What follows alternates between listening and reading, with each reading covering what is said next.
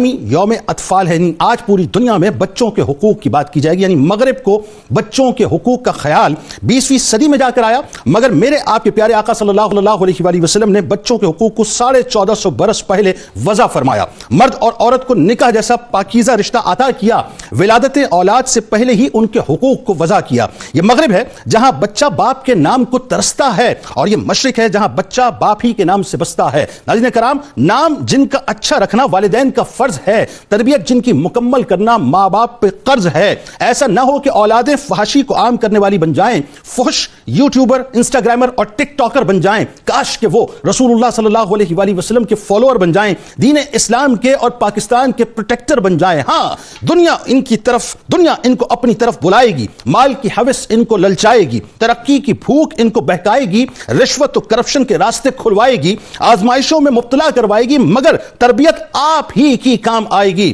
لقمہ حلال ہی کو وہ بنیاد ہے ناظرین، یعنی لقمہ حلال ہی وہ بنیاد ہے جو آپ کو اور آپ کی نسلوں کو شاد کرے گا۔ جو کھایا لقمہ حرام تو آپ کو اور آپ کی نسلوں کو برباد کرے گا۔ جھوٹ، غیبت، چغلی، وعدہ خلافی جیسے امراض آ لگیں گے، مگر زہد و تقوی و پرہیزگاری جیسے اسپرے ہی اس کو مکمل طور پہ ماریں گے۔ بچوں کی تربیت کرنا آسان نہیں ہے، ایک جہاد مسلسل ہے، آسان نہیں ہے۔ کھلائیں سونے کا نوالا مگر رکھیں شیر کی نظر۔ مغرب کا ہے آج کی اولادوں پر بڑا گہرا اثر، تہذیب، تمدن، کلچر سب تباہ کر دیا ہے، جو کبھی نہ سوچا تھا وہ تک کر دیا ہے۔ گناہوں کی ہر گلی سے وہ کیسے دور ہوں، بس شریعت کی پابندی میں مسرور ہوں۔ نظر جن کی اوج سریا پر ہو، جبھی جن کی در کبریا پر ہو، حالات حاضرہ پہ وہ گہری نظر رکھیں، تجزیہ بھی ان کا پر اثر وہ رکھیں۔ جھکائیں جو والدین کے سامنے اپنا سر، بنے جو ان کی دعا سے حاکم خشک و تر، کریں نام پیدا ایسے زمانے میں، مثال جن کی ہو ہر فسانے میں،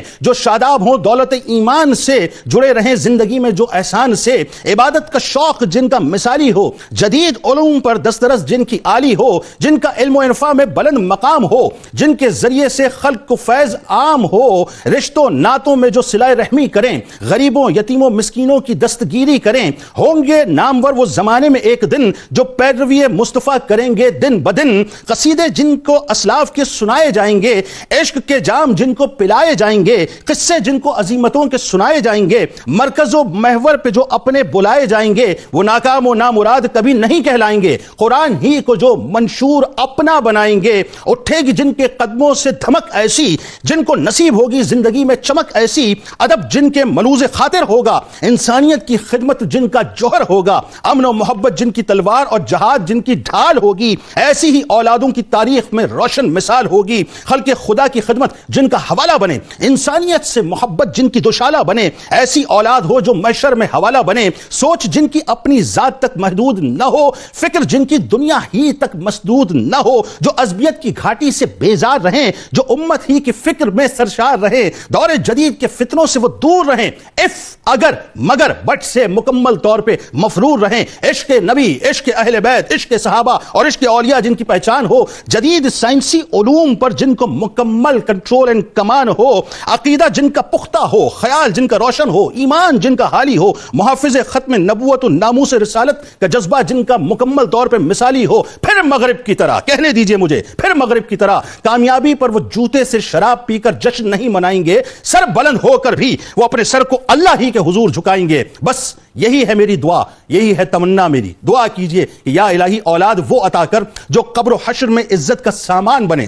ہم تو مر جائیں گے، چلے جائیں گے، دفن ہو جائیں گے، مگر ہمارے پیچھے ہماری اولاد عذاب کا نہیں بلکہ ثواب جاریہ کا حوالہ بنے۔ ناظرین کرام، اپنی اولادوں کی تربیت ان خطوط پہ کی کہ وہ اولاد دنیا میں رہ کے آپ کے لیے عزت کا نشان بنے، اور جب آپ اس دنیا سے چلے جائیں تو محشر میں بھی عزت کا سامان بنے۔ آج بہت ضرورت ہے کہ فتنوں کے اس دور میں اپنی اولادوں کو سنبھال لیجئے، ورنہ خدا نہ خواستہ وقت ہمارے ہاتھ سے نکل جائے گا۔ 3 شخصیات ہمارے ساتھ موجود ہیں، انتہائی اہم ترین موضوع ہے، آج بات کریں گے اسلام میں بچوں کی تربیت اور حقوق کے حوالے سے۔ پہلی شخصیت ممتاز عالم دین جناب مفتی محمد شاہد مدنی صاحب، دوسری شخصیت ممتاز عالم دین جناب علامہ اکرام حسین القادری صاحب، تیسری شخصیت ممتاز اسکالر اسسٹنٹ پروفیسر جامعہ کراچی جناب ڈاکٹر سید محبوب بخاری صاحب۔ تینوں اب آپ کو السلام علیکم اور خوش آمدید۔ مفتی صاحب آپ سے آغاز کرتے ہیں۔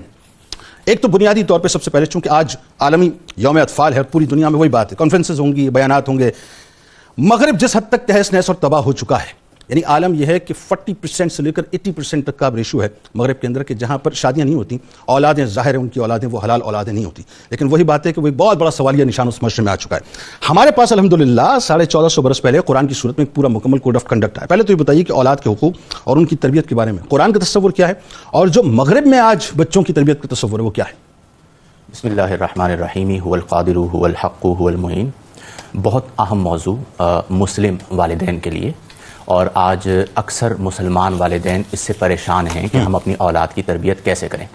اس میں ایک بات تو یہ میں عرض کرنا چاہوں گا کہ جس وضاحت و صراحت کے ساتھ آپ نے انٹرو دیا، اب وہ مسلمان ماں باپ جو مغرب سے بڑے متاثر نظر آتے ہیں انہیں اپنے نظریے کو بدلنا چاہیے حقائق کی روشنی میں کہ کس طرح وہاں پر اقدار پامال ہو رہی ہیں، اخلاق پامال ہو رہے ہیں، نفسیاتی امراض میں وہ بچے مبتلا ہو رہے ہیں، کردار کی پستی نظر آ رہی ہے، بدکاری نظر آ رہی ہے، عزتوں کا تحفظ نہیں ہے، اور بالخصوص بچوں اور بچیوں کو صرف اور صرف اپنے ہوس کا نشانہ بنایا جا رہا ہے. اس کے مقابلے میں جو نظام، جو مربوط نظام، جو مضبوط نظام، جو اہم نظام سید الانبیاء صلی اللہ علیہ وسلم نے 1450 سال پہلے عطا فرمایا، اس نظام کی طرف رجوع کریں.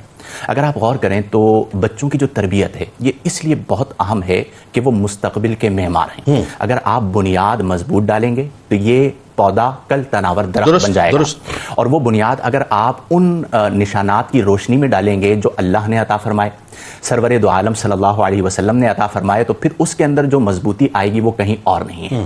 ایک بات اور کہتے ہوئے میں قرآن کریم فرقان حمید کی تعلیم کی جانب آتا ہوں کہ دیکھیں آج کے پرفتن دور میں اسی کی اولادیں محفوظ رہیں گی جو اپنے بچوں کی 4 دیواری کی تربیت مضبوط کریں. واہ کیا اچھی بات ہے. اگر آپ بچوں کی تربیت 4 دیواری میں مضبوط بنا دیں، وہ دنیا کے کسی کونے میں چلے جائیں ان میں اخلاق و عادات اور اقدار موجود رہیں گے. واہ اچھی بات. اور اگر 4 دیواری کی تربیت کمزور ہوگی تو وہ مسلم معاشرے میں بھی رہ رہے ہوں گے لیکن گل کھلا رہے ہوں گے.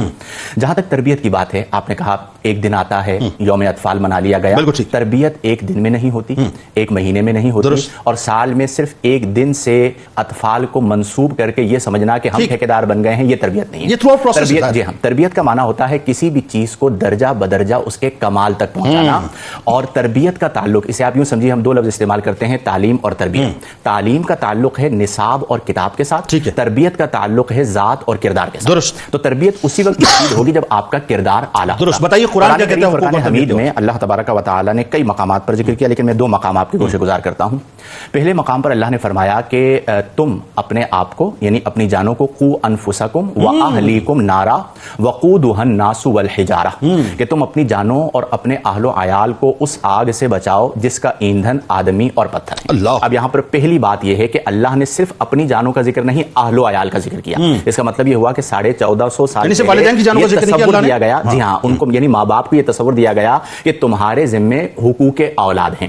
اب اس آیت کی تفسیر میں مولا کائنات حضرت علی المرتضی شیر خدا رضی اللہ تعالی عنہ نے کمال تفسیر 2 لفظوں میں بیان فرما دی. آپ نے فرمایا کہ اس آیت کا مطلب یہ ہے کہ علموہم وادبوہم، کہ تم انہیں تعلیم بھی دو اور تم انہیں ادب بھی سکھاؤ. یعنی تعلیم بھی آگے اور تربیت بھی آگے. دوسرا مقام سورہ لقمان کی چند آیات کا میں نے انتخاب کیا کہ حضرت لقمان حکیم رضی اللہ عنہ نے اپنے بیٹے کو کچھ نصیحتیں فرمائی. وہ بنیاد ہیں تربیت اولاد. کیا اچھی بات ہے. آپ نے فرمایا کہ قرآن ذکر فرماتا ہے کہ وَإِذْ قَالَ لُقْمَانُ لِابْنِهِ وَهُوَ يَعِظُهُ، کہ جب حضرت لقمان علیہ السلام نے اپنے بیٹے کو کہا جب وہ اسے نصیحت کر رہے تھے، پہلا جملہ فرمایا یا بنیا، اے میرے پیارے بیٹے. یہاں پر مفسرین نے ایک نقطہ لکھا کہ پہلا ادب قرآن یہ بتا رہا ہے کہ جب اپنے بچوں کو مخاطب کرو تو ان کا نام نہ لو بلکہ شفقت کے ساتھ اے میرے پیارے بیٹے کہہ کر مخاطب کرو، کسی بھی انداز سے پیار سے پکارو. جی ہاں، یعنی ان کے اندر یہ ایک فطرت ہے، یہ فطرت کا اصول بتایا جا رہا ہے کہ جب بچوں سے پیار سے بات کرو گے تو ان کے اندر وہ بات سرائیت کر جائے گی. تو آپ نے فرمایا یا بنیا، اے میرے پیارے بیٹے، لا تشرک باللہ، اللہ کے ساتھ کسی کو شریک نہ ٹھہرا، ان الشرک لظلم عظیم، بے شک شرک جو ہے وہ ظلم عظیم ہے. اب اس سے نقطہ اخذ ہوا کہ ایک ہے ظاہری تربیت، ایک ہے باطنی تربیت، اور تربیت میں بنیاد ہے نظریات. تو پہلی جو نصیحت فرمائی وہ درستگی عقائد کی ہے کہ توحید پر قائم ہو جاؤ. تو آپ نے جو ظاہری تربیت کر رہے ہیں اس کے ساتھ باطنی تربیت کی طرف جب آپ آئیں گے تو ان کے نظریات کو عقائد اسلام کے مطابق بنائیں گے. یہ پہلا حق ہے جو حضرت لقمان حکیم رضی اللہ عنہ کے عمل مبارک اور آپ کی نصیحت مبارک سے ظاہر ہوا.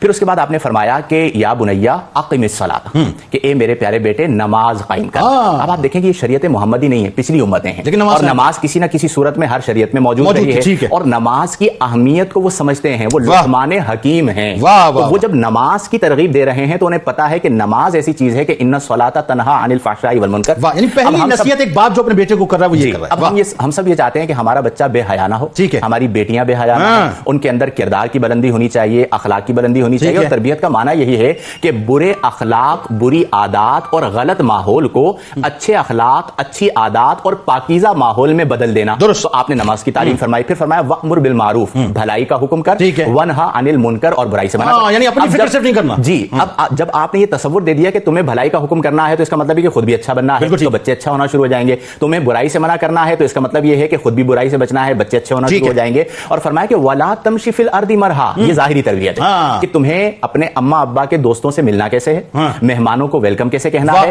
چلنا کیسے ہے، نگاہیں کیسی ہونی چاہیے. تو فرمایا ولا تمشی فی الارض مرحا، کہ تم زمین پر اکڑ کر مت چلو. ان اللہ لا یحب کل مختال فخور، کہ بے شک اللہ تبارک و تعالی ہر فخر کرنے والے اور کبر کرنے والے کو پسند نہیں کرتا. یہ وہ بنیاد ہے جو قرآن نے عطا فرمائی، نبی کریم کی تعلیمات سے ملتی ہیں، اور اسی طرف ہم لوٹیں گے تو ہماری نسلیں بچیں گی. اس طرف ہم جائیں گے تو جو حال آج ان کی نسلیں نو کا ہو رہا ہے وہ اللہ نہ کرے ہماری اولاد. یعنی مغرب کی صورتحال یہ ہو گئی ہے. میں آپ کو بتاؤں اس وقت میں جب وہ پوری ریسرچ پڑھ رہا تھا تو میں تو انگشت بدندہ ہوں. وہاں تو صورتحال یہ ہو گئی صاحب کہ ایک تو بات یہ ہے کہ چونکہ ظاہر شادی نہیں ہوتی تو وہ مرد تو ویسے ہی مطلب جو ہے وہ اس بات کو ڈسون کرتا ہے، ان ذمہ داریوں کو بھاگ جاتا ہے، وہ ساری ذمہ عورت کا آ جاتا ہے. وہ سنگل پیرنٹ والا تصور ہے.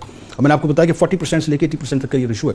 کرائم ریٹ بہت زیادہ بڑھ گیا ہے، اخلاقی گراوٹ بہت زیادہ بڑھ گئی ہے، تشدد بہت زیادہ بڑھ گیا ہے، نفسیاتی امراض بہت زیادہ بڑھ گئے ہیں. یعنی ان کو سمجھ نہیں آ رہا کہ بنیادی آج وہ اس بات سے حیران ہے. اور یہ سارا جو معاملہ ہوا 50 سالوں کے اندر ہوا ہے. 50 سال سے پہلے یہ معاملہ نہیں تھا، یہ 50 سالوں کے اندر اندر مغرب مکمل طور پہ تباہ ہو چکا ہے. اچھا ہمارا مسئلہ کیا ہے کہ ہم دوڑ رہے ہیں اس طرف، ہمارے پاس ہماری اصل موجود ہے. وہ اصل کتنی حسین ہے وہ ذرا بتائیے علامہ صاحب، کہ اولاد کے حقوق و تربیت یعنی قبل از پیدائش بتائے کسی اور مذہب نے اس کو ایڈریس نہیں کیا. پھر بعد از پیدائش جو احادیث ملتی ہیں ایک پورا کوڈ آف کنڈکٹ، ایک چارٹر دے دیا. بتائیے ذرا. بسم اللہ الرحمن الرحیم. سب سے پہلے تو اتنے خوبصورت عنوان کے تحت اس پروگرام پر آپ کو مبارکباد. شکریہ.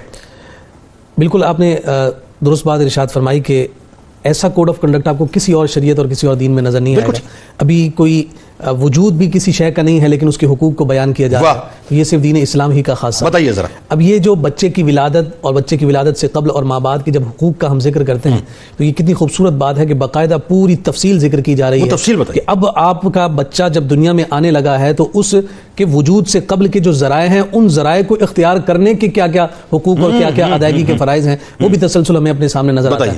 یہاں دیکھیے قبل از ولادت کا جب ہم بات کرتے ہیں اور اگر فہرست بنائی جائے تو اس میں سب سے پہلا جو حق دیا جاتا ہے وہ یہ ہے کہ جب استقرار ہو جائے، جب بچہ ماں کے بطن میں آ جائے، ماں گھر میں خوشی آ جائے، تو استقرار حمل جو ہے اس کی جانب جب اشارہ کیا گیا تو فرمایا کہ یہ زندگی کا حق اسے حاصل ہو جائے گا کہ جب اس میں روح پھونک دی گئی اور اس کے بعد اگر کسی امر کے ذریعے سے اس بچے کو ماں کے حمل میں ہی اگر مارا جائے یا اسے جدا کیا جائے تو یہ قتل کے حکم میں آئے، اسے گناہ کبیرہ کا درجہ دیا. اللہ. بلکہ اس سے پہلے مطلب اس خوشی کے آنے سے پہلے، میں خوشی کا ورڈ اس کو یوز کروں گا کہ خوشی کے آنے سے پہلے آپ یہ دیکھیے کہ عورت کی سلیکشن کے معاملے میں بتایا نا کہ سلیکشن کے معاملے میں جو ہے حضور نبی رحمت صلی اللہ علیہ وسلم نے 4 چیزوں کی جانب اشارہ فرمایا نا، دین، مال، حسن، نسب، اور ان چاروں میں سے جسے فوقیت دینے کا حکم دیا وہ دین کا ہے. کہ جب دین کے ذریعے سے آپ اس دین کو اپنے گھر میں ایک عورت کے ذریعے سے لے کر آئیں گے بقیہ ساری چیزیں بھی خود بخود اس میں داخل ہو جائیں گی کہ اصل جو درس ہے وہ کردار کا ہے اور وہ دین کے ذریعے سے ہی حاصل ہوتا ہے. تم مجھے ایک اچھی ماں دے دو میں تمہیں اچھی قوم دے دوں گا. ٹھیک ہے، بات آگے بڑھائیں. پھر اب جب آپ یہ زندگی کے حق کی بات آپ کرتے ہیں کہ وہ اس دور میں بھی اور اس عالم میں بھی اس کی زندگی کی محافظت شریعت مطہرہ کر رہی ہے. پھر اس کے بعد اگر ہم مختلف ائمہ فقہا پر کلام کرتے ہیں تو اس میں وراثت کا حق، وصیت کا حق، وقف کا حق اور اس کی پوری تفصیل موجود ہے. بعض فقہا نے تو یہ کہا کہ بچہ اگر ماں کے پیٹ میں ہے اور ابھی دنیا میں نہیں آیا اور اس پر اگر وراثت کے احکامات کو لاگو کرنا ہے تو لاگو ہوں گے. اس کے حق میں اگر وصیت کی جا رہی ہے اگرچہ دنیا میں نہیں آیا تو وصیت اس پر لاگو ہوگی. اور پھر آپ یہ دیکھیے کہ سب سے بڑی بات تاخیر اقامت حد. اللہ رب العزت نے جو حدود قائم فرمائی ہیں، جو سزائیں قائم فرمائی ہیں، اگر کسی شخص پر وہ حد لاگو ہو رہی ہے یعنی کسی عورت پر وہ حد لاگو ہو رہی ہے لیکن وہ عورت جو ہے اس کے بطن میں بچہ ہے تو اس بچے کے حق کو پاس رکھا گیا کہ اس عورت پر حد تب تک جاری نہیں کی جائے گی جس وقت تک وضع حمل نہیں ہو جائے. اچھا ایک بات یہ بتائیے کہ جب بچہ مثال کے طور پہ اب ظاہر ہے وہ دنیا میں آنے والا ہے تو اس کا یہ حق یہاں سے شروع ہو جاتا ہے، یہاں سے بھی مطلب جو ہے کنٹینیو ہو جاتا ہے کہ اس کا بہتر نام رکھا جائے، اچھا نام رکھا جائے. یہ ذرا یہ بعد از ولادت میں پوری تفصیلات بتائیے. تو یہ تاخیر اقامت حد بھی ایک کتنا بڑی بات ہے کہ جب خاتون حضور کے پاس آئی ہے تو حضور نبی رحمت صلی اللہ علیہ وسلم نے اس کے شوہر کو بلا کر کہا ہے کہ اس کا اچھے سے خیال کرنا، یہ نہیں کہ یہ کسی گناہ میں مبتلا ہو گئی تو تمہارا حسن سلوک اس کے ساتھ خراب ہو جائے، اور پھر اس کے بعد اس کے دودھ پلانے کی مدت کو بھی پورا فرمایا، پھر اس کے بعد اس پر حد جاری ہوئی. یہ بچوں کے حقوق پر اتنا بڑا حضور نبی رحمت صلی اللہ علیہ وسلم کا عمل ہے جو ہمیں کسی اور شریعت یا کسی اور شخصیت سے نظر نہیں آتا. نفقہ کا حق آپ دیکھیے کہ اگر کسی عورت کو جو ہے اس حالت میں طلاق ہو جاتی ہے تو اس کی عدت کی جو ڈیوریشن ہے وہ تبدیل ہو گئی. ویسے تو 3 ماہ ہے، لیکن اگر بچہ اس کے ساتھ ہے تو وضع حمل تک اس کی عدت کو رکھا گیا ہے تاکہ اس دوران میں جیسے عورت کا نفقہ شوہر پورا کرتا رہے گا تو اصلاً وہ بچے کے نفقے کو پورا کر رہا ہے، دنیا میں آنے سے پہلے اس کے نفقہ کا انتظام کیا جا رہا ہے. امام احمد بن حنبل نے فطرانہ کے حق کو باقاعدہ واجب قرار دیا ہے کہ اگر بچہ دنیا میں نہیں آیا، وہ حالت جنین میں ہے، تو فطرانے کا حق ہے. بعد از ولادت کی جب ہم بات کرتے ہیں تو سب سے پہلے تو زندگی کا حق ہے. وَإِذَا الْمَوْءُودَةُ سُئِلَتْ بِأَيِّ ذَنبٍ قُتِلَتْ، قرآن نے کہا بچی پیدا ہوتی ہے زندہ درگور کر دیا جاتا ہے، قیامت کے دن بچی سے پوچھا جائے گا تجھے کس جرم میں مارا گیا. پھر آپ دیکھیے کہ آداب اسلامی سے جو آشنائی ہے اس کا جو حق ہے اس کی جانب اشارہ کیا. حسین نام اور خوبصورت نام رکھنا جو ہے وہ اس کا حق ہے، کل قیامت کے دن انہی ناموں سے پکارا جانا آقا کائنات کا فرمان. رضاعت اس کا حق ہے، اس کے نسب کی جو 2 برس تک اس کے نسب کی حفاظت ماں اور باپ دونوں کا حق ہے. پرورش جو ہے، تربیت جو ہے، یہ دونوں اس کے حقوق میں شامل ہیں. پھر شفقت اور رحمت جو ہے وہ سب سے بڑا حق قرار دیا گیا، اور ساتھ ساتھ عدل کے ساتھ تمام بچوں میں مساوات اور جو برابری ہے وہ حق قرار دیا گیا کہ اگر ایک بچے کو غلام دے دیا تو حضور علیہ السلام دریافت کریں کیا دوسرے کو بھی دیا ہے، فرمایا کہ نہیں، تو کہا کہ اس سے بھی واپس لے لو. اچھی تعلیم، اچھی تربیت، لقمہ حلال، پھر بہترین جگہ پہ نکاح کرنا، یہ سارے حقوق جو ہے. بالکل ڈاکٹر صاحب بات آگے بڑھاتے ہیں. موضوع بڑا وسیع ہے اور ظاہر ہے اس پہ گفتگو بہت ہونی چاہیے اور بہت ہوتی ہے، اور کوشش کریں گے زیادہ تر جو ہے وہ اپنا زیادہ باتیں لوگوں تک تاکہ ڈلیور ہم کر پائیں. دیکھیں ایک بات جو بنیادی طور پہ وہ یہ ہے کہ ہمارے پاس تو ایک ہی یوں سمجھ لیجیے مثال ہے، اور اس سے بہتر کوئی مثال ہی نہیں ہے. ہمیں وہی مثال چاہیے کہ اولاد کی تربیت اور ان کے حقوق کی ادائیگی کے حوالے سے دور رسالت میں آپ صلی اللہ علیہ وآلہ وسلم میں کئی واقعات سرکار علیہ السلام کے اقوال نظر آتے ہیں. میں چاہتا ہوں ذرا اس کی روشنی میں تھوڑا سا آپ سننے والے پیرنٹ اور بچے جو ان کو بتائیے. بسم اللہ الرحمن الرحیم. یقیناً آج کا موضوع بہت اہم ہے، اور اپنے دوست اور احباب اور ہمارے ساتھی جو مفتی صاحب ہیں، یعنی آپ نے اسلامی معاشرے میں بنیادی جو باتیں چاہتا ہے اسلام کہ وہ نظر آئیں تمام کے تمام افراد کے اندر، اور پھر اس کی روشنی میں حقوق کا تعین. دیکھیے ہمیں یہ بات بہت خوبی سے سمجھنی چاہیے کہ اسلام میں بچوں کے یا کسی بھی صنف کے حقوق انڈیپینڈنٹ نہیں ہے معاشرے کے بنیادی مقصد سے، اور اسلامی معاشرے کا بنیادی مقصد ہے حصول سعادت فی الدنیا والآخرہ، یعنی دنیا میں بھی کامیابی اور آخرت میں بھی. کیا کہنا ہے، اسی لیے ہم کہتے ہیں ربنا آتنا فی الدنیا حسنہ وفی الآخرۃ حسنہ. تو جب تک ہمارا یہ بالکل کلیئرٹی نہیں ہوگی اس وقت تک ہم اس بارے میں سوچ نہیں سکتے کہ تربیت کا انداز کیسا ہونا چاہیے. پہلی بات. دوسری بات میں آپ کی خدمت میں یہ گزارش کروں گا کہ حضور اکرم صلی اللہ تعالی علیہ وسلم آپ ہیں ہمارے لیے نمونہ عمل. 2 باتیں ہوگی. اب آپ آئیے مغرب میں کیا تربیت ہوتی ہے، کیا وہاں پر بچوں کے یعنی رائٹس کی بات کی جاتی ہے؟ تو جان رکھنا چاہیے، اس کو بہت خوبی سے سمجھنا چاہیے کہ وہاں پر بچوں کے یعنی بچوں سے مراد کیا ہے، مائنرز جن کی عمر 18 سال سے کم ہوتی ہے، ان کے حقوق کی بات کی جاتی ہے، اور وہ اسٹیٹ ان جنرل کرتی ہے، اس کا پیرنٹس کے ساتھ کس طرح کا ریلیشن شپ ہے اس کے اوپر اتنی توجہ نہیں ہوتی. 2 باتیں. نارملی سنگل پیرنٹ وہاں پر فرنٹس پہ پل رہے ہیں. ایگزیکٹلی، آپ کو پتہ ہو یہ رہا ہے. بالکل. اور تیسری بات یہ ہے کہ ان کا اصول کیا ہے، آزادی، یعنی بچے آزادی کتنی استعمال کر سکتے ہیں، اسی سے وہ میجر کرتے ہیں. ہمارے ہاں تربیت کا اصول کیا ہے کہ آپ نے اپنی اگلی نسل کو، اور میں اس میں کیا کہہ رہا ہوں، صرف والدین ذمہ دار نہیں ہیں، والدین کلیدی طور پر ذمہ دار ہیں، لیکن بالعموم معاشرہ جس میں معلمین، مربیین، علماء، صوفیاء، یہ سب شامل ہیں اس کے اندر. ان کا بنیادی مقصد ہوتا ہے کہ ہمارے معاشرے کا ہر فرد عابد شاکر ہو. حضور اکرم صلی اللہ تعالی علیہ وسلم نے فرمایا افلا کن عبدا شکورا، شاکر عابد. پھر فرمایا یعنی جو مغرب میں ہے اپنی مرضی یعنی اپنی نفسانی خواہشات کی مرضی کو اپنے اوپر مسلط کرنا. اور اللہ رب العزت کے پیارے دین کے معاشرے کا بنیادی مقصد کیا ہوتا ہے، اللہ رب العزت کے احکامات کو اپنے اوپر اس انداز میں نافذ کرنا کہ اس میں نہ تکلف ہو نہ تسنع ہو، بلکہ آپ کی شخصیات خود بخود اللہ رب العزت کے احکامات کے سامنے جھکنا شروع ہو جائے. اچھا، باقی بہت خوبصورت ہے، مفتی صاحب نے بھی کہا، میں ان کی تائید ان معنوں میں کروں گا کہ تربیت کے بارے میں ہمارا عام تاثر کیا ہے. ہم یہ سمجھتے ہیں بھائی بچہ پیدا ہو گیا اٹھا کے اسکول میں پھینک دیا، جس میں بھی آپ نہیں، اور اس کے بعد ہمیں لانڈریڈ بچہ چاہیے.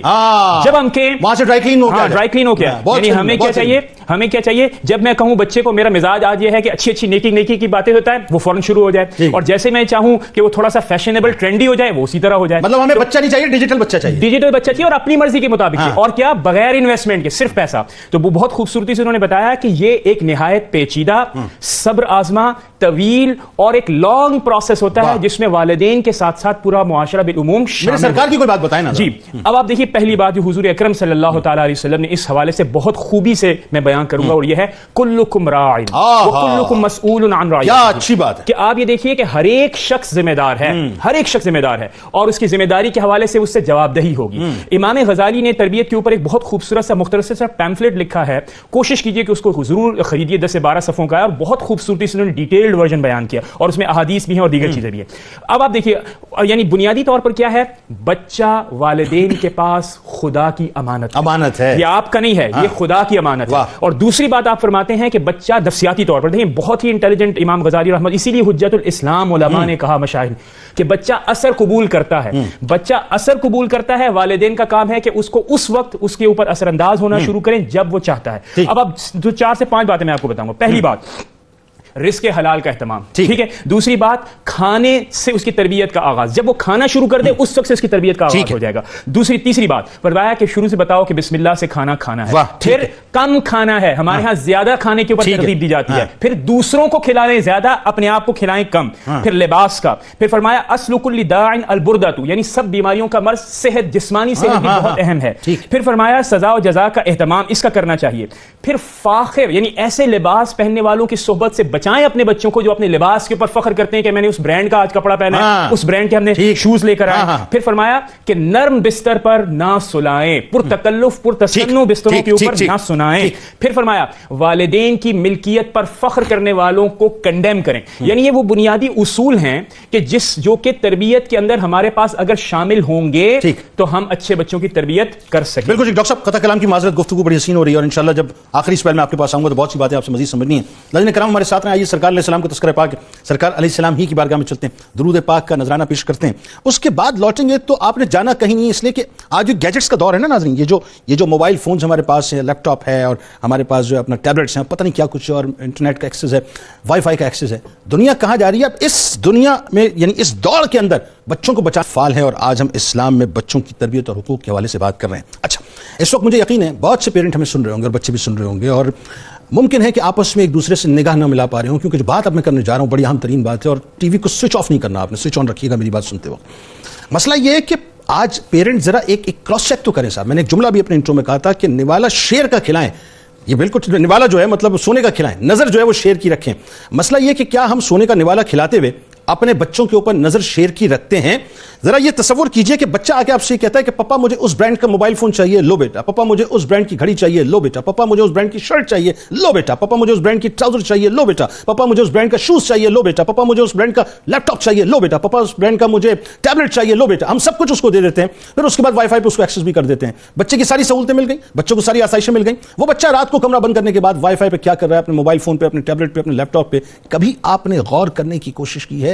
تباہی ناظرین اس حد تک گزر چکی ہے, یعنی اس حد تک ہو چکی ہے کہ اب پانی جو ہے پلوں کے نیچے سے نہیں گزرا, پانی سروں کے اوپر سے گزر چکا ہے. اگر اب بھی نہیں سنبھلیں گے خدا نہ خواستہ, تو پھر یقین مانیے اتنی بڑی تباہی ہمارے سامنے کھڑی ہے جس کا ہم تصور بھی نہیں کر سکتے. اپنے بچوں کو برانڈڈ بچے نہ بنائیے. ہاں, اگر برانڈڈ بچہ بنانا ہے تو برانڈ کے اوپر محمدی برانڈ لکھا ہونا چاہیے, اس سے بڑھ کے اور دوسری کوئی بات ہو نہیں سکتی. مفتی صاحب, بات کو وہیں سے کنٹینیو کرتے ہیں. اس ڈیجیٹلائز دور میں جہاں بے حیائی, مادیت پرستی, خود غرضی, نفس نفسی اپنے عروج پر ہے, اولاد کی تربیت والدین کے لیے ایک بہت بڑا چیلنج ہے صاحب. کہ اتنا سا بچہ جو ہے جس کو ابو شعور نہیں ہے, آپ اس کے ہاتھ میں موبائل فون دے دیجئے, وہ آپ سے زیادہ تیز ترین ایکسس موبائل فون کے اوپر کرے گا. یعنی وہ بچہ جو گود کے اندر, چھوڑیے جی وہ کرالنگ کرنے والا بچہ جو ہے, جو بھی کرالنگ کر رہا ہے, کرالنگ بھی صحیح طرح سے نہیں آتی, وہ آپ سے بہتر جو ہے موبائل فون پہ ایکسس کرتا ہے. ہاں, وہ ٹرالنگ کر رہا ہوتا ہے. کیا اچھا جملہ ہے کہ جو کرالنگ بھی نہیں کر سکتا وہ ٹرالنگ کر رہا ہوتا ہے. یہ صورتحال ہو گئی, کیسے بچائیں گے بچوں کو؟ دیکھیں, آج کے اس پرفتن دور میں موبائل انٹرنیٹ کے ذریعے جو فساد آ رہا ہے وہ محتاج بیان نہیں ہے. اس میں ایک بات تو میں یہ عرض کرنا چاہوں گا کہ آپ تربیت کو اپنی ترجیح بنا لیں, کوئی مشکل کام نہیں ہے.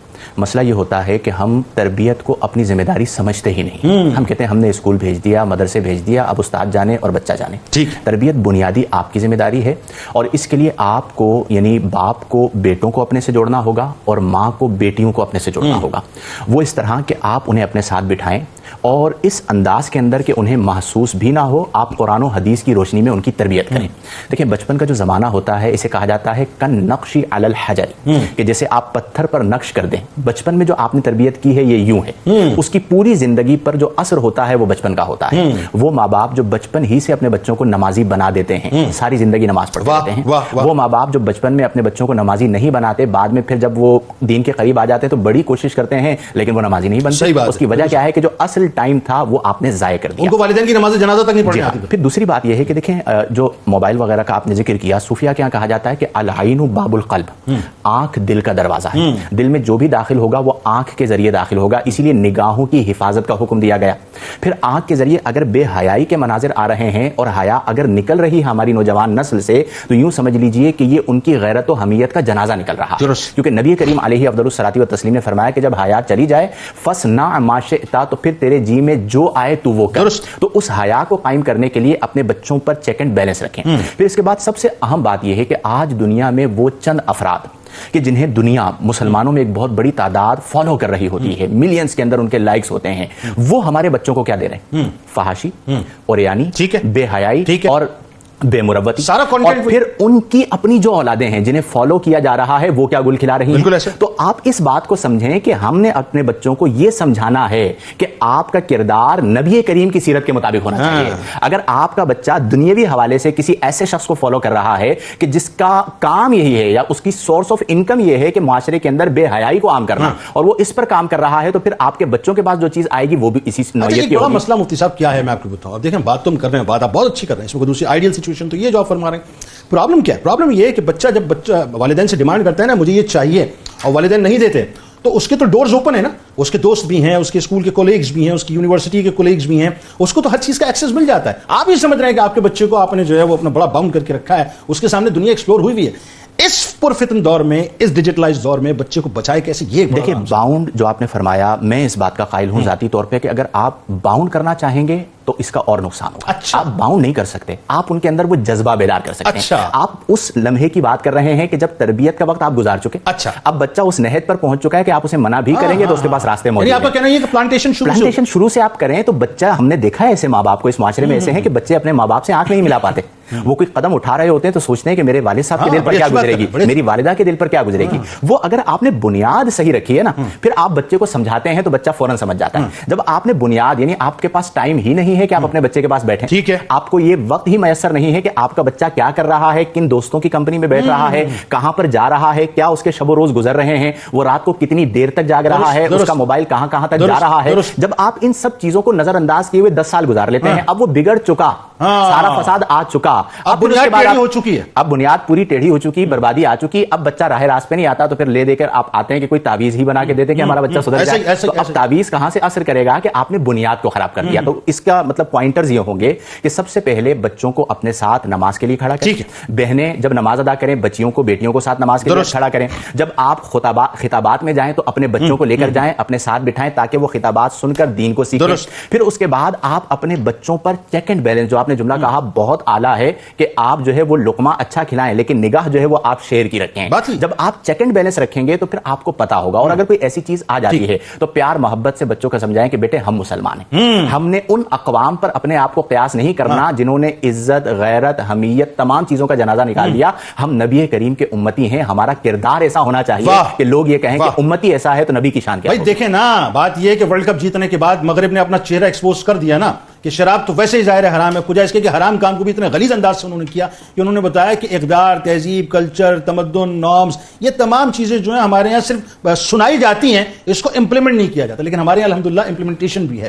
علامہ صاحب ایک جو بات بڑی اہم ہے اس میں, ابھی جیسے مفتی صاحب فرما رہے تھے, ایک وقت خدا نہ خواستہ ایسا آ جاتا ہے کہ پھر والدین کے جاری عاملین کے پاس جا رہے ہوتے ہیں, تعویذ گنڈوں کے لیے جا رہے ہوتے ہیں. آج اکثر والدین کو میں سنتا ہوں کہ اولادوں کی نافرمانی کی وجہ سے پریشان ہے. ایک ہی بات کہتے ہیں میری اولاد نافرمان ہے, خدا کرے کہ فرما بردار ہو جائے. یہ رونا موسٹلی پیرنٹس کا ہے. اچھا, اولادوں کی بے راہ روی کا شکار ہونے کی بنیادی وجوہات کیا ہیں, یہ ذرا آپ لوگوں کو بتائیے, اور ساتھ ساتھ یہ بھی بتائیے کہ اس مطلب ہم سے کمی کہاں رہ جاتی ہے بنیادی طور پہ. جی بسم اللہ الرحمن الرحیم. دیکھیے بہت خوبصورت سوال اور مستقبل قبلہ مفتی صاحب نے بہت ہی جامع انداز میں نظر فرمائی ہے. اس میں کوئی دو رائے نہیں کہ والدین کا آج کے اس دور میں جو سب سے بڑی آزمائش ہے یا سب سے بڑا امتحان ہے وہ یہی ہے کہ اولاد جو ہے وہ نافرمان ہوگی. اس کا بنیادی سبب یہ ہے کہ جس وقت کو انہوں نے تربیت کے ساتھ ان کے لیے گزارنا تھا اس وقت کو انہوں نے یوں سمجھیے کہ ایک غیر محسوس طریقے سے ضائع کر دیا. اپنے تئیں انہوں نے یہ کوشش کی کہ ہم نے اولاد کو سب کچھ دیا ہے, لیکن اصلاً وہ انہیں کچھ نہیں دے سکے, چونکہ جس وقت میں انہیں تربیت کی حاجت تھی اس وقت انہیں تربیت نہیں ملی. لیکن اب جب اولاد جوان ہو گئی تو اب چاہتے ہیں کہ اولاد کی تربیت کی جائے. یہ کسی طور پر بھی ممکن نہیں.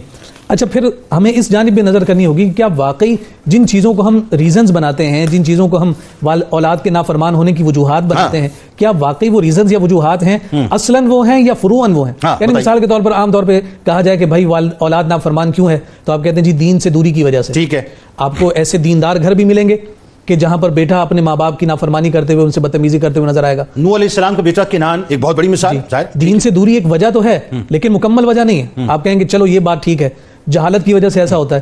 میں کہتا ہوں کہ جو پڑھے لکھے گھر ہیں ان سے کہیں زیادہ گاؤں دیہاتوں میں رہنے والے بچے اپنے والدین کے ساتھ ادب اور احترام کا کیا کہنے. واہ واہ. آپ کو شہر میں تو کوئی نظر نہیں آئے گا جو اپنی ماں کے تلووں کو چومے, لیکن آپ کو کسی دیہات میں اس مٹی میں جو ہے دھنسے ہوئے پاؤں بچہ جو ہے نا دھو کر صاف کر کے چومتے ہوئے آپ کو ضرور نظر آئے گا. میں ویسے ایسے آدمی کو جانتا ہوں کہ جو اپنی ماں کے تلووں کو دھو کر پی کے نکلتا تھا. اب یہ جہالت بھی بنیادی وجہ نہیں ہے, یعنی وجہ تو ہے لیکن بنیادی اور مین وجہ نہیں ہے. اصل وجہ کیا ہے؟ اصل وجہ یہ ہے کہ ہمارا وہ وقت جو ہے وہ تربیت کے بغیر ہم گزار دیتے ہیں. جیسے کہ حضور نبی رحمت صلی اللہ علیہ وسلم کا فرمان ہے, اور یہ فیزز بنائے گئے نا باقاعدہ, چونکہ گریجولی یہ پورا ایک سلسلہ ہے, ایک دن کا نہیں, سال کا نہیں, بلکہ مستقل تربیت کا ایک سلسلہ ہے. حضور علیہ السلام نے ارشاد فرمایا الولد سید 7 سنین وعبد 7 سنین ووزیر 7 سنین. حضور نے 3 فیزز کو ذکر فرمایا جس کو عام طور پہ کہا جاتا ہے 3 sevens, یعنی بچے کی زندگی کو 3 حصوں میں 7 کے ساتھ ملٹیپلائی کیا جاتا ہے. تو حضور نے فرمایا کہ بچے کے جو پہلے 7 سال ہیں وہ ایسے ہیں کہ وہ بادشاہ ہے. واہ.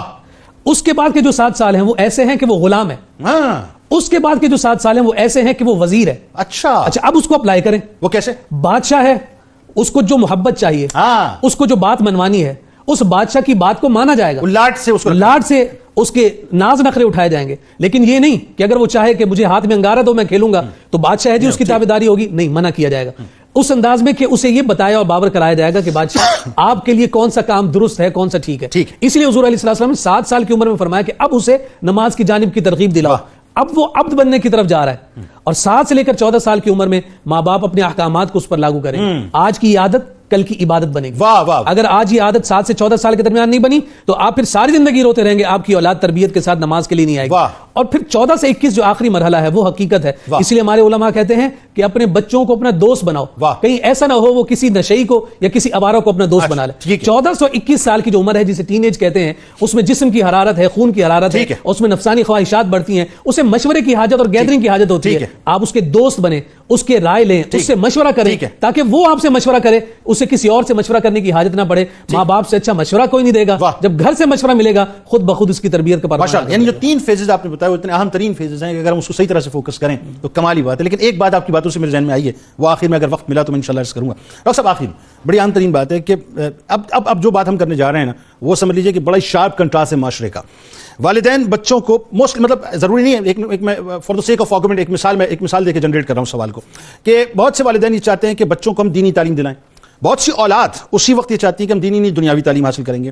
اچھا, بہت سی جگہوں پہ ایسا ہوتا ہے کہ والدین یہ چاہتے ہیں کہ ہم بچوں کو دنیاوی تعلیم دلائیں, اور بچے یہ چاہتے ہیں, ان کی کوئی انسپریشن ہوتی ہے, وہ چاہتے ہیں ہم دینی تعلیم حاصل کریں. اس میں جو تنازع پیدا ہوتا ہے, بچوں کی زندگیاں وہاں پر تباہ ہو جاتی ہیں. اب ہونا کیا چاہیے؟ یعنی آئیڈیل سچویشن کیا ہے کہ دنیا میں بھی رہنا ہے, ترقی بھی کرنی ہے, آخرت بھی بنانی ہے, تو ہونا کیا چاہیے؟ میں یہ کہتا ہوں کہ تنازع بننے سے پہلے جب وہ اختلاف ہو, اختلاف رائے ہو, اس وقت آپ قائل کریں اپنے بچوں کو. یہ ہے بیسک آبجیکٹو. یعنی تنازع جھگڑے کی کیفیت آنے سے پہلے آپ کا ریلیشن شپ اپنے بچوں سے ایسا ہونا چاہیے کہ وہ اختلاف رائے یا ترجیحات کا جو یعنی تغیر ہے، یعنی مختلف ترجیحات کا ہونا، اس میں آپ ذہن سازی کریں اپنی اولاد کی، اور اولاد بھی اس کے اثر کو قبول کریں. دیکھیں میں نے کافی گفتگو سنی ہے، میں ایک سے دو چیزیں آپ سے یہ گزارش کروں گا کہ دیکھیے بنیادی طور پر ایک ہے اس کا شارٹ ٹرم کہ بچے کی ایج کیا ہے، کب یہ انسپریشن ہے، یہ بہت میٹر کرتا ہے. اگر فرض کریں کہ وہ 14 سے 21 سال ہے یا اس سے آگے کے دور ہے تو ظاہر ہے نہ آپ سختی کر سکتے ہیں، نہ اپنا ڈیسیجن اس کے اوپر امپوز کر سکتے ہیں. اور چونکہ وہ اب بنیادی طور پر بچہ باہر معاشرے کے اندر جڑا ہوا ہے اپنے کولیگس کے ساتھ، اپنے کلاس میٹس کے ساتھ، اس کی کچھ انسپریشنل فگرز ہیں، تو اب آپ کے لیے جو سب سے متوازن رویہ ہوگا وہ ہوگا اسے قائل کرنا، اس سے گفتگو میں شامل ہو جانا، اپنے دلائل دینا، اس کے دلائل سننا اور پھر ان دلائل کی روشنی میں فیصلہ کرنا. اور بعض اوقات ڈکٹیٹر بن کے نہ اس سے ایج میٹرز، اصل چیز نہیں ڈکٹیٹرز نہیں، ایج میٹرز. اور دوسری بات یہ ہے، اور لانگ ٹرم کیا ہے، لانگ ٹرم تو جنید بھائی میں یہ کہوں گا یہ ہمارے پورے معاشرے کی ذمہ داری ہے، یہ ہمارا بہت بڑا فیلئر ہے کہ ہمارا ایجوکیشن سسٹم میں ایک خوبصورت امتزاج ہونا چاہیے دین اور دنیا کا. اور یہ سوالات اگلی نسلوں کے لیے بھی ہیں، ہماری نسل کے لیے بھی ہے، لہٰذا ہم سب کو مل کر اس کے اوپر غور و خوض کرنا پڑے. اچھا ایک بات میں اور ضرور کروں گا اس پلیٹ فارم کے اوپر. دیکھیں کچھ چیزیں ابھی ہمیں نظر آتی ہیں، وہ کیا ہے، وہ احساس محرومی جو کہ ہماری اس ایگزسٹنگ نسل میں اس سے پہلے ہے. وہ کیا ہے، وہ یہ کہ ہمیں اس طرح کی سہولیات نہیں ملی، بچوں اب آپ تم انجوائے کرو، take your life, live your life as you wish, chill کرو اور تمہارا باپ زندہ ہے نا، اب جو ہمیں نہیں ملا وہ اب تمہیں ملے گا. دیکھیں یہ ہے احساس محرومی. اس احساس محرومی کے ساتھ اگر ہمیں اطمینان کی دولت ملتی ہے اپنی پچھلی نسلوں سے، نفسیاتی بات ایڈریس کریں، اور اطمینان کی دولت ملتی تو آج ہم بچوں کو یہ نہیں کہہ رہے ہوتے کہ آپ چل کیجئے. اس احساس محرومی نے ہماری ترجیحات کو بدل دیا. پھر میں یہ کہوں گا دوسری بات جس کے اوپر پیرنٹس کو بہت غور کرنا چاہیے، ایک تو نکاح سے پہلے کے آگے نا کہ زوجن، میں صرف یہ نہیں کہتا کہ والدہ کا انتخاب اچھا ہونا چاہیے، والد یعنی دیکھیں للطیبات للطیبین، یعنی طیبات کے لیے طیبین ہیں. اگر فرض کریں زوج یعنی شوہر خود ایسا ہو تو اب آپ دیکھیے کہ مجھے یہ بتائیے کہ کیسے ممکن ہے کہ گھر میں ایک اچھی اولاد ہو. دو باتیں. تیسری بات، جب آپ اپنے بچوں کی تربیت گاہ، اور میری مراد اسکول، کالجز، یونیورسٹیز ہیں، اس کے اندر اس کا انتخاب کریں تو یہ اس میں بھی دین کا عنصر غالب ہونا چاہیے. اگر آپ یہ نہیں کرتے، اس وقت تمام میں سے اکثر اسکول اور بالخصوص برانڈڈ اسکول، وہ اسکول جو کہ یہ کہتے ہیں اور کرتے ہیں نوکریاں دلاتے ہیں، فیوچر اورینٹڈ ہوتے ہیں، وہ بنیادی طور پر سینٹرز ہیں شو آف کا. اس میں ایک ایلیٹ کلاس آتی ہے، اپنا کلچر دکھاتی ہے، مڈل کلاس جب وہاں پہ جاتی ہے تو احساس محرومی، وہ صرف پیسہ کمانے کی مشین ہے، لیکن اس کا اثر بچوں کے اوپر کیا ہوتا ہے کہ وہ احساس محرومی جاگزی ہو جاتی ہے. تو لہٰذا اب ہم سب کو مل کر، معلمین کو، علماء کے اندر اس کا کردار ہے، ہمارے پالیسی میکرز کا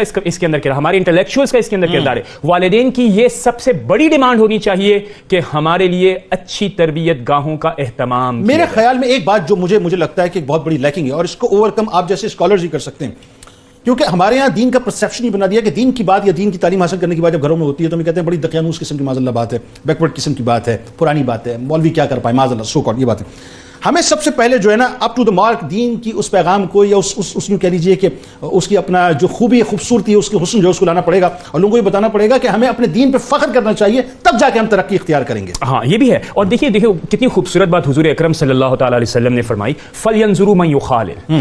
ہم اپنے بچوں کو اسکولوں میں ڈال دیتے ہیں، ہمیں یہ نہیں پتا کہ بچہ کس کمپنی میں، کس استاد کی کمپنی میں. پھر فرمایا کہ فَلْيَنْظُرُوا مِمَّنْ تَأْخُذُونَ دِينَكُمْ، دین کس سے حاصل کر رہے ہیں. اور جنید بھائی میں آپ کو یہ بتاؤں، ہمارے یعنی جو علماء ہیں اور جو خطباء ہیں، میں ان کے حوالے سے بھی یہ کہوں گا، ہم نے دین کو محض 2 سے 3 چیزوں میں پرو کے رکھ دیا.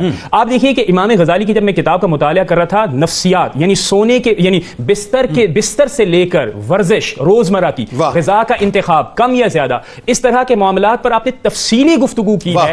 اگر یہ گفتگو ہمارے ممبر سے بھی ہو تو اس کا مطلب کیا ہوا کہ دین صرف یہ نہیں چاہتا کہ آپ کا عقیدہ درست کرے، دین یہ بھی چاہتا ہے کہ آپ کی جسمانی صحت اور آپ کی روحانی صحت کا بھی اہتمام. دنیا کے بڑے بڑے، میں دعوے سے جملہ ادا کر رہا ہوں آج آن ایئر، میں نے کئی موٹیویشنل اسپیکرز کو سنا ہے، اور سننے کے بعد جو میرے سر میں سچی بات ہے درد شروع ہو جاتا ہے. میں نے صرف ایک بات دیکھی ہے، وہ دنیا دنیا دنیا صرف اصول دنیا کی بات کر رہے ہوتے ہیں، دوسری کوئی بات. ایون ہمارے جو مسلم اسکالرز ہیں میں نے ان کو بھی دیکھا ہے، موٹیویشنل اسپیکرز ہیں. اچھا جی، اب جو کمال بات ہے وہ کیا ہے؟ کمال بات یہ صاحب کہ ایکچولی جو دین کا جو صحیح پرسیپشن ہے نا، صحیح پرسیپشن اگر وہی ہم دیکھنا شروع کر دیں نا، یہ سارے موٹیویشنل اسپیکرز وہیں سے ڈرائیو کرتے ہیں ساری باتیں، اپنے الفاظ میں ان کو پروتے ہیں، پرو کے ہمارے سامنے پیش کرتے ہیں، اور ہم یہ سمجھتے ہیں نئی اپروچ لے کے آتے ہیں. وہ نئی اپروچ نہیں لے کے آتے، سوچ وہی لے کے آتے ہیں جو مصطفیٰ کریم صلی اللہ علیہ وسلم کی سوچ ہے. بہت شکریہ آپ تینوں، آپ کا تشریف لائے.